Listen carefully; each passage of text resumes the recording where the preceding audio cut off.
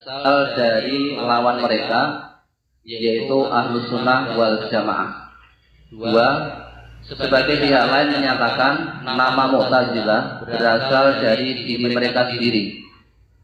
Tiga, sebagian pihak menyatakan Mu'tazilah lahir dengan adanya i'tizal siyasi, yakni pengasingan diri dari dunia politik pada masa awal fitnah, yaitu pada masa khilafah Ali. Keempat, sebagian peneliti lain menyatakan Mu'tazilah lahir karena sebab-sebab lain. Mayoritas peneliti yang menyatakan penamaan Mu'tazilah berasal dari Ahlus Sunnah wal Jamaah mengaitkan penamaan tersebut dengan perdebatan mengenai hukum pelaku dosa besar antara Imam Hasan al-Basri dan Wasil bin Atha, yakni pada tahun 80 Hijriah sampai 131 Hijriah, yang hidup pada masa pemerintahan Hisham bin Abdul Malik al-Umawi. Imam Hasan al-Basri mempunyai majelis pengajian di Masjid Basrah.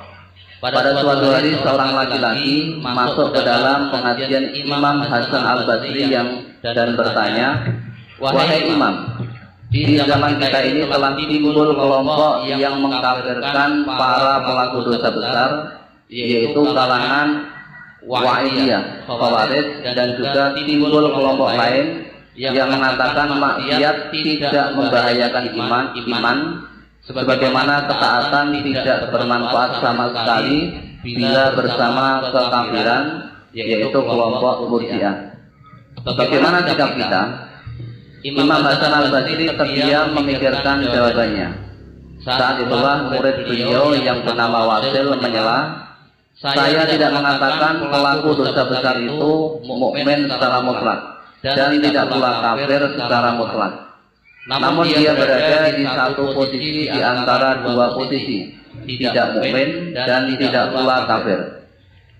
Jawaban ini tidak sesuai dengan ayat-ayat Al-Quran dan As-Sunnah yang menyatakan bahwa pelaku dosa besar tetap mukmin namun imannya berkurang. Tentu saja Imam Hasan al-Basri membantah jawaban Wasil yang tak berlandaskan dalil tadi. Wasil kemudian pergi ke salah satu sudut masjid, maka Imam Hasan al-Basri berkata, "Ia telah memisahkan diri dari kita, yakni i'tazalna."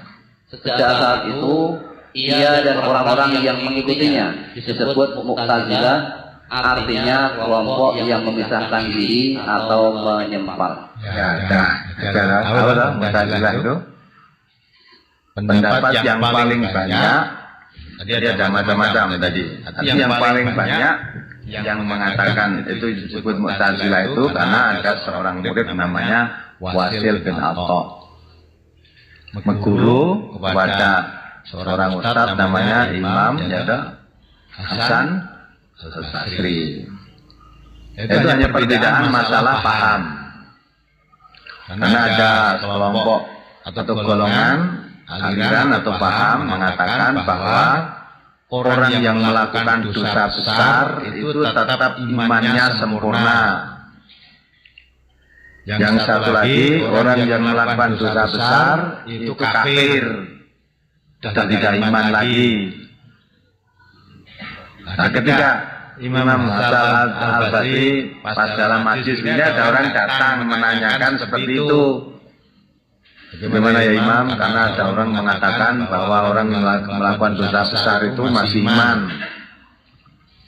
Ada lagi yang mengatakan orang melakukan dosa besar tidak kafir. Kalau menurut Imam bagaimana? Nah, Imam Hasan al-Basri diam, belum meremehkan suatu jawaban, baru berpikir. Asal muridnya Imam Hasan al-Basri namanya Wasil bin Atha nyela, "Ya Imam, kalau saya berpendapat orang yang melakukan dosa besar itu tidak beriman, tapi tidak kafir juga. Nah, orang yang melakukan dosa besar itu, jadi dia tidak termasuk golongan iman yang sempurna dan tidak masuk golongan kafir yang sempurna, maka tengah-tengah di antara itu." Nah, oleh Hasan Basri dianggap ini tidak sesuai, karena menurut Quran kata Imam Hasan Basri ini bahwa orang yang melakukan dosa besar itu tetap beriman, hanya imannya berkurang, kan gitu kan? Nah, setelah pendapat Wasil bin Atta itu dikatakan seperti itu, dia keluar dari masjid ini, nyingkir ke mojok masjid karena mojok. Nah, memisahkan diri. Nah, dari sebab dia memisahkan diri dari jamaah pengajian itu, maka itulah sejak itu dinamakan dia dan pengikut-pengikutnya itu dikatakan Mu'tazilah, orang yang memisahkan diri. Nah, dan banyak paham-paham Mu'tazilah memang yang menyalahi dari aturan Quran dan Sunnah mengenai takdir, ya, mengenai apa itu pandangan terhadap para sahabat-sahabat Nabi, ya, pandangan terhadap orang sahabat yang terlibat dalam perang Siffin, dan menganggap meremehkan para sahabat, bahkan ada yang menolak hadis-hadis yang tidak sesuai dengan akalnya, tapi membuat hadis-hadis palsu. Banyak uraiannya tentang Mu'tazilah ini. Maka tidak bisa dikatakan satu segi, tidak pendapat terus, oh itu Mu'tazilah. Pahami dulu. Memang ada Mu'tazilah itu mengatakan bahwa Al-Quran itu makhluk. Al-Quran itu makhluk.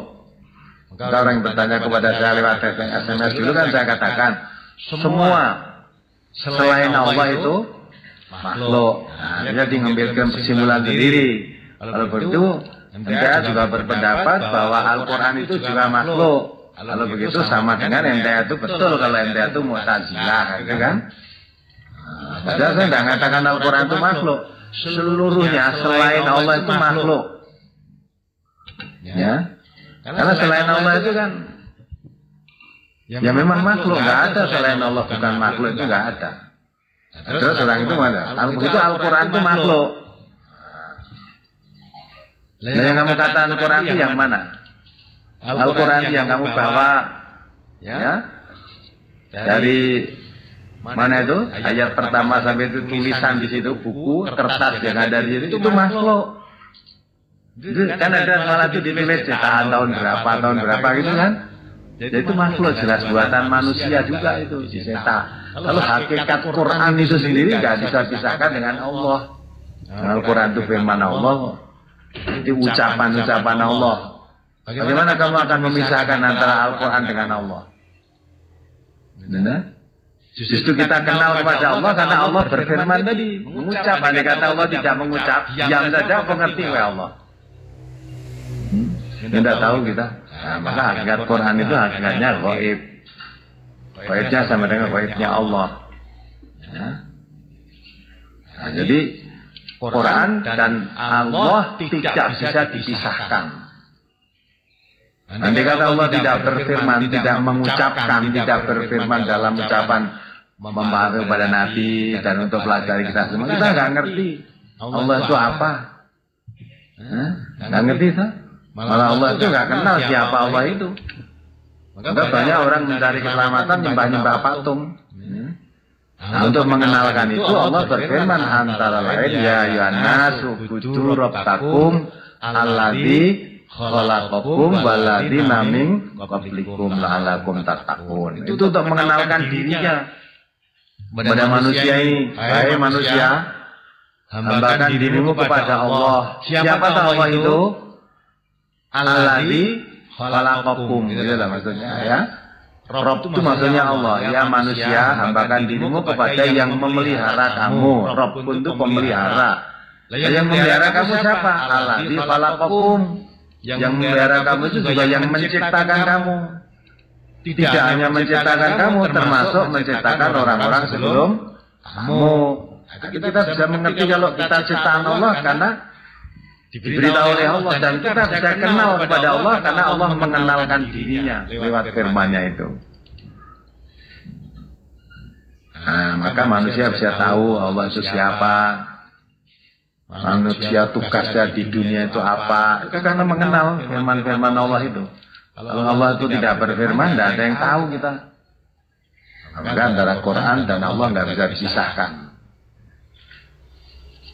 Ya, itulah sekilas tentang pengertian Mu'tazilah. Masih banyak hal yang perlu dipaham tentang Mu'tazilah itu. Mu'tazilah itu suatu aliran tidak sekedar memisahkan diri dari gurunya, paham-pahamnya pun banyak mencela para sahabat Nabi, banyak mengingkari hadis yang tidak cocok dengan dirinya, tapi dia malah membuat hadis sendiri, hadis-hadis palsu. Maka hadis itu tidak sembarang hadis yang ditulis hadis itu mesti benar, ya. Maka kita kalau terhadap hadis sendiri, pertama kita harus ragu, apa itu ya hadis tenan apa bukan. Nah, untuk menghilangkan keraguan, kalau telah ternyata diteliti hadisnya itu betul, sahih, baru kita harus hilangkan keraguan. Tetapi kalau Al-Quran, kalau itu dibacakan ayat-ayat Quran, diambilkan ayat yang pertama atau yang tengah atau yang terakhir, yang manapun dalam Quran itu kita harus la raiba fi. Sekalipun belum paham. Belum paham, kalau itu Al-Quran harus yakin bahwa itu benar dari Allah. Bukan buatan manusia, termasuk bukan buatan Nabi Muhammad. Dan semua isinya benar. Tidak ada yang salah. Dari awal sampai akhir. Dan kita yakin potongan-potongan huruf alif, lam, mim, alif, lam, ro, kaf, ya, ain. Itu ayat-ayat Quran, itu dari firman Allah juga. Walaupun kamu nggak tahu artinya apa, ya kan? Artinya apa? Tapi harus yakin itu firman Allah. Nah, itulah bedanya. Maka untuk memahami paham Mu'tazilah, Murji'ah dan sebagainya tidak sepintas lalu begitu. Maka kalau saudara melihat ya orang-orang Islam atau kaum muslimin yang berbeda paham dengan pendapatnya, jangan terus ngecap, oh itu paham Mu'tazilah, oh itu Murji'ah, oh itu Khawarij, oh itu aliran sesat. Malah ya semuanya sesat, seolah yang benar dirinya sendiri. Nah, itu nggak betul itu ya. Kalau kamu tahu itu aliran sesat, datang aja kemari. Benerkan sesatnya di mana, benernya bagaimana, itu kan? Secara Muslim juga dari jauh. Nah, sesuai-unek ya. Kami yang dunia ini nggak apa-apa kok. Arani Murji'ah, arani Mu'tazilah, arani Khawarij, arani sesat, tidak peduli. Mengkuai sing arani kok ya. Manusia itu gitu. Maka kan itu kalau apa yang kamu tuduhkan tidak betul, ya, tanggungan akibatnya. Maka kita itu harus saling menghormati sesama Muslim. Perkara beda paham, beda pendapat itu sudah sejak dulu, bukan zaman sekarang aja. Jangan sampai karena beda pendapat putus silaturahim kita seolah menggaris itu sudah di luar Islam, Islamnya aku dewi. Ala tuzakku anfusakum wa a'lamu biman ittaqo. Jangan kamu merasa dirimu suci, ya. Hakikatnya yang tahu siapa yang bertakwa itu hanya Allah. Jangan merasa dirinya sendiri yang suci, golongannya sendiri yang paling benar, lain golongan kita semua salah, sesat semua, yang benar golongannya sendiri. Allah mengatakan jangan merasa dirimu suci. Yang tahu sebenarnya yang bertakwa itu siapa, Allah yang tahu. Jangan merasa dirinya sendiri yang paling benar takwanya. Ya kan? Kalau kita merasa diri kita yang paling benar, seolah kita yang paling takwa, lah saat itu kamu berbuat kesalahan. Berbuat kesalahan dengan kesombongannya. Seolah kalau yang benar hanya saudara saja, atau kelompok saudara saja, yang lain-lain salah, jadi yang masuk surga nanti hanya kelompokmu saja. Ya golonganmu tok. Surga yang luasnya seluas langit dan bumi, mbok ngoni dhewe to. Ya, yang lain masuk neraka, golongan saya saja yang masuk surga. Umpama kita menganggap yang paling bener di MTA iki. Swarga nggone MTA tok. Padahal MTA sak Indonesia urung komplit. Yang di luar negeri banyak, di Mekah, Madinah, mas banyak di negeri sak dunia ini. Swarga digawe sak mono luasnya nganggur no. Dinggone wong MTA tok sangat kecil ini aja. Nah, maka itu jangan merasa dirimu suci, ya. Allah yang paling mengetahui siapa yang bertakwa. Maka dari itu Nabi pun tidak mengetahui. Nabi mengatakan at-taqwa huna, takwa di dalam hati ini letaknya. Kalau tadi ada paham orang yang berbuat dosa besar itu sudah termasuk kafir. Ada lagi yang berpendapat orang dosa besar tetap masih iman. Kalau ente bagaimana orang berbuat dosa besar? Berdasarkan ayat yang kita kasih, kalau dia berbuat dosa besar karena tidak mengerti, kemudian dia bertobat, diterima. Orang yang membunuh 100 orang itu kan berbuat dosa kecil atau besar itu. Membunuh 1 orang aja sudah dosa besar, apalagi 100 orang, dosanya besar. Tapi setelah dia merasa gelisah diantui dosanya, dia berdasarkan hadis Nabi, dia mulai bertobat. Taubat. Walaupun dalam perjalanan untuk menuju taubat tadi, sampai digambarkan oleh Rasulullah, malaikat bertengkar. Malaikat pencatat kejelekan mengatakan ini belum beriman, malaikat pencatat kebaikan ini sudah beriman, karena ada perjalanan menuju jalan Allah taubat tadi. Di jalan mati. Tidak? Ada lagi orang yang berbuat zina. Zina itu dosa besar atau dosa kecil? Besar. Kemarin baru dibahas dosonya yang lalu itu. Tapi ternyata dia bisa masuk surga. Ketika sahabat melihat melintasi kuburnya itu, dia mengungkit-ungkit kejelekan orang yang zina di kubur tadi, matinya dirajam tadi. Nabi mengatakan, orang ini yang kamu bicarakan kejelekannya sedang merendamkan dirinya di pengawan surga. Ini dosa besar masuk surga kan? Kalau kita berpendapat, walaupun dia dosanya sebesar gunung atau sebanyak buih di laut, kalau dia bertaubat, menyesali dirinya, dia akan masuk surga. Itu pendapat. Perkara sejarah pendapat lain silakan. Ada lagi yang berpendapat orang semua masuk. Ya, surga itu harus masuk neraka dulu. Kumbase neng rokok. Setelah itu masuk surga. Nah, kita berpendapat orang ahli surga tidak ada yang eks neraka. Justru orang ahli surga itu tidak pernah disentuh oleh neraka sedikit pun. Apalagi kok diobong. Disentuh pun tidak. Nah, ini namanya beda pendapat. Maka pernah saya katakan, kalau saudara nanti bercita-cita masuk surga harus apa dan siap melewat neraka dulu, silahkan. Kalau saya dan kita bagian kita ajak, kalau ingin masuk surga jangan harapkan lewat neraka dulu. Nah ini yang benar yang mana terserah Allah aja nanti. Kalau saudara mau lewat neraka dulu ya lewatlah, nanti berapa tahun berapa hari di situ. Walaupun 1 hari kata Allah itu 1000 tahun, karena di situ 2 hari aja kan sudah cukup. Sudah 2 hari. Ya enggak? Maka kita berharap masuk surga jangan lewat neraka. Mengapa begitu? Karena Allah katakan orang ahli neraka itu boleh masuk surga kalau ada unta masuk ke lubang jarum. Saudara berpendapat, lah kalau Allah menghendaki unta masuk lubang jarum ya bisa. Bisa saja. Mula tunggu dulu ya, Allah menghendaki unta masuk lubang jarum kan bisa. Nah, kalau kita memahami sebelum unta masuk ke lubang jarum tidak akan masuk surga, itu maksudnya kalau menurut pemahaman kita tangeh lamun gitu loh. Tahu tangeh lamun? Tidak mungkin gitu loh. Jadi ada unta masuk lubang jarum itu tidak mungkin. Kalau saudara mengatakan kalau Allah menghendaki ya bisa, bisa. Memang Allah menghendaki apa-apa bisa kok. Menghendaki sesuatu tinggal kun, fayakun saja nah. Tapi tidak mungkin dengan kata-kata itu tidak mungkin Allah menghendaki gitu loh. Kalau menghendaki memang bisa. Nah ini namanya beda pemahaman. Kalau beda sudah saling menghormati. Tidak. Iman walaupun sedikit masuk surga, walaupun lewat neraka, serasa tidak nyerang atau ngelek-elek sing berpaham tidak usah lewat neraka tadi, sudah lewat neraka ya lewat nase ora apa-apa, wong kamu berkeyakinan begitu. Apa tuh? Kita berpaham itu. Maka kita berusaha keras beragama itu jangan setengah-setengah.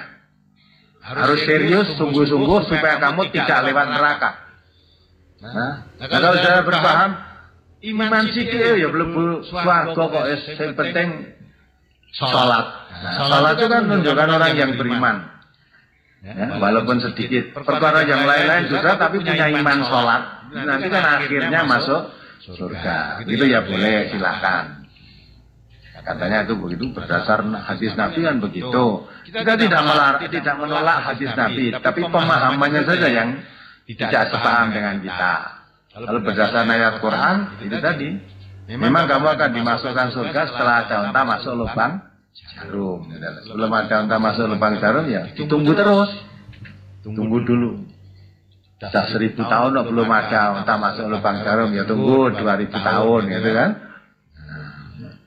Nah, jadi kalau sama kita terjadi perbedaan paham, ya, walaupun dalilnya sama, pahamnya berbeda, kita saling menghormati, tidak usah saling poyok memoyoi. Quran sendiri dan mengatakan layak farqomu min qaumin asa ayakuna khairan minhum.